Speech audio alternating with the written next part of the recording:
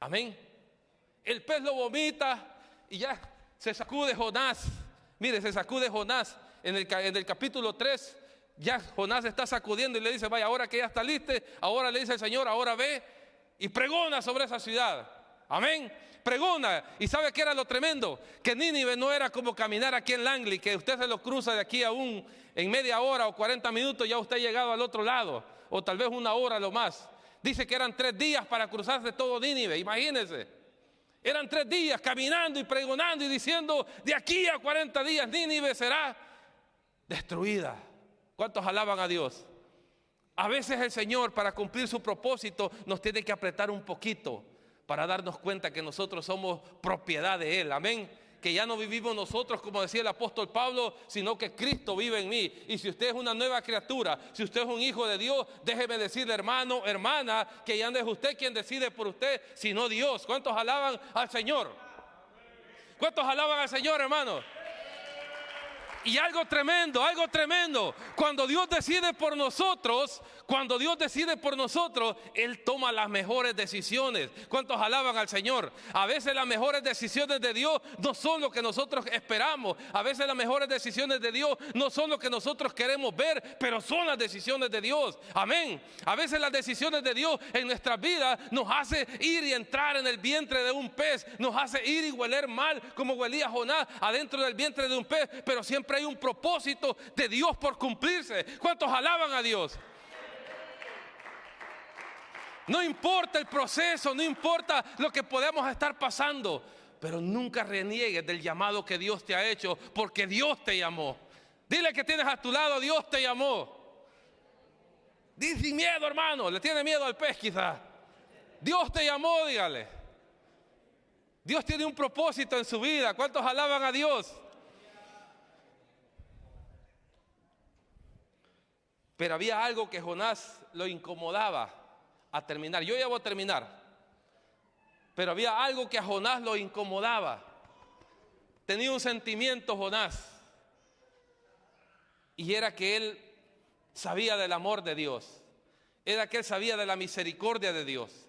Era que él sabía que Dios se tarda, dice él mismo, en enojarse, en airarse, porque grande es el amor y grande es la misericordia de él. Dice la Biblia que Él es lento para la ira y grande en misericordia. Dios, hermano, ayer hablábamos de este tema bien hermoso. Creo que no lo completamos, ¿verdad, Alberto? Ayer, el amor de Dios. Pero Dios es tan hermoso, hermano mío. Dios es tan hermoso. Dice la Biblia que Él no quiere que ninguno perezca, sino que todos procedan al arrepentimiento. ¿Sabías, hermano, que lo que yo encuentro en la palabra de Dios es que Dios no nos corta a nosotros a la primer maldad que nosotros hacemos, si no ni uno de nosotros estuviera acá? Dios es un Dios de oportunidades.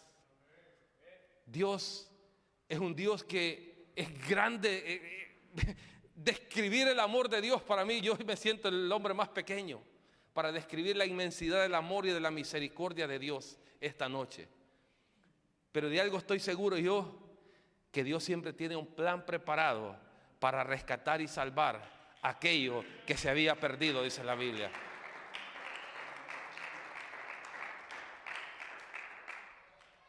Jonás no quería ir a Nínive. Ya lo dije, sentía un resentimiento contra Nínive. Era un pueblo enemigo, era un pueblo que no agradaba en lo personal a Jonás. Pero se le olvidaba a Jonás que era un pueblo con el que Dios tenía un propósito. Y era salvarlo, era perdonarlo. Amén. Jonás sale del pez y empieza de una forma, quizás cuando él se arrepintió, cuando él reconoció que le había fallado a Dios, tal vez la actitud de él fue un poco mejor, pero de igual forma iba: de aquí a 40 días Nínive será destruida. Y la gente lo escuchaba. Y la gente lo escuchaba y decía: de aquí a 40 días Nínive será destruida, en la otra esquina. Y la gente lo escuchaba. Oiga, qué tremendo. Ahí dice en el capítulo 3. La gente escuchaba el mensaje de Jonás, aún quizás así de mala gana. De aquí a 40 días Nínive será destruida. Y la gente se apercibía y decía: ¿por qué el pecado ha subido delante de Dios y Dios lo va a destruir? La gente tenía temor porque conocía a Dios. Habían oído lo que había hecho Dios en otros pueblos y por su pueblo. Y la gente dice que cuando escuchó, no importa quién estaba ahí, Jonás, que venía de pasar la peor experiencia, la experiencia más amarga de su vida, quizás Jonás se sentía un poco, yo lo que he tenido que pasar, yo lo que he tenido que sufrir, yo lo que he tenido que aguantar para venir y traerle un mensaje a este pueblo que ni agradece, a Nínive. ¿Cuántas veces quizás nosotros nos hemos visto en la misma situación? Yo lo que he tenido que viajar, yo todo lo que he tenido que aventarme, lo que he tenido que soportar para venir y decirle a esta persona que no me cae bien, Cristo te ama. Yo escuchaba en una ocasión a un predicador que decía, y lo voy a decir con todo respeto, pero con autoridad de Dios, este predicador decía que él detestaba acercársele a la gente que anda en la calle y detestaba peor aún acercársele a un homosexual. Y hablaba de Dios y hablaba del amor de Dios. Y Dios salva y Dios restaura, pero esta persona decía, no, a ese no. Y hablaba y decía, el que no se arrepienta va a ir a la condenación, pero decía, no, pero a este no, yo no le hablo. Porque y como decía el doctor, a que este me da. Y decían los dedos así, ¿se acuerdan? Chapatín le decían a ese. Y no, este no se le acerca. Pero en una ocasión, se dio algo ahí confuso de parte de Dios y quedó frente a frente a una persona de esta, a un homosexual. Y este hombre solamente le dijo 2 palabras, porque él no quería hablar mucho. Solamente le dijo, Cristo te ama. Cuando él le dijo, Cristo te ama, aquel hombre cayó de rodillas y comenzó a llorar. Y su vida cambió y fue transformado. ¿Cuántos alaban a Dios? Ese hombre fue transformado. Ahora ese hombre predica también. Ahora esa persona predica también. Fue transformado. Su estado físico en el que se encontraba fue transformado. Porque Dios no le estaba preguntando a este hombre que se paraba en un púlpito si él quería o no predicarle a esa persona. Dios tenía un propósito con ese hombre. Amén. Dios tenía un propósito con esa persona que se vestía de una forma diferente, que usaba maquillaje y no tenía que usarlo. Dios tenía un propósito, tenía el propósito de rescatarlo, restaurar su vida.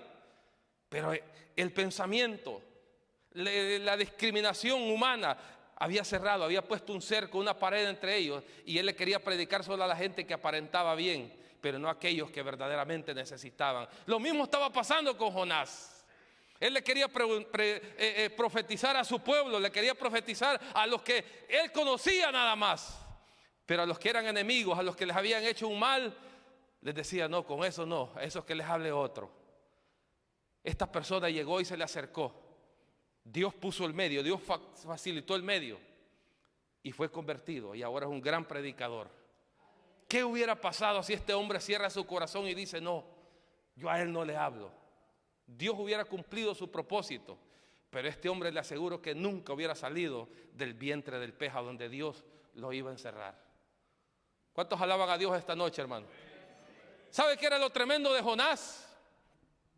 ¿Sabe qué era lo tremendo de Jonás? Que después que les predicó, después que les dijo Nínive será destruida, dice que el pueblo, les voy a adelantar la historia por si no la han leído, dice que el pueblo se arrepintió, entraron en un tiempo de ayuno, se pusieron de cilicio, es decir, dejaron de comer, de beber, los hombres, las mujeres, los niños, las bestias, todo, el rey, todo proclamó un ayuno general y todo el mundo cesó de comer. Y el rey dijo, quiera Dios arrepentirse, aún si hacemos esto, ojalá encontremos gracia delante de Dios y Dios no nos haga tal cosa. Es decir, que el rey proclamó, giró un decreto donde todo se abstenía de alimento y de bebida para encontrar gracia y misericordia delante de Dios. Y dice la Biblia que Dios, cuando vio lo que hicieron, que dice, se retractó y dijo, no lo haré. No lo haré, no los destruiré, porque ellos se arrepintieron de su mal camino. Ese es el propósito de Dios cuando restaura las vidas. Amén. Amén, hermano. En pocas palabras, y ahí quiero llegar, en pocas palabras, Nínive obtuvo misericordia de Dios. ¿Cuántos alaban, se alegran por eso? ¿A través de qué? A través de las palabras de un murmurón, de uno que iba hasta de mala gana. Dios hizo el milagro en la ciudad de Nínive.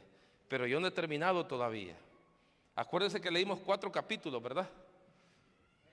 Aquí viene lo tremendo. Que después que Jonás les predicó, después que Nínive se arrepintió, dice que Jonás subió a la montaña, a un monte, y agarró una silla, mire, se puso en el monte y se sentó de esta forma para ver cómo Dios destruía al pueblo. ¿Cuántos alaban a Dios?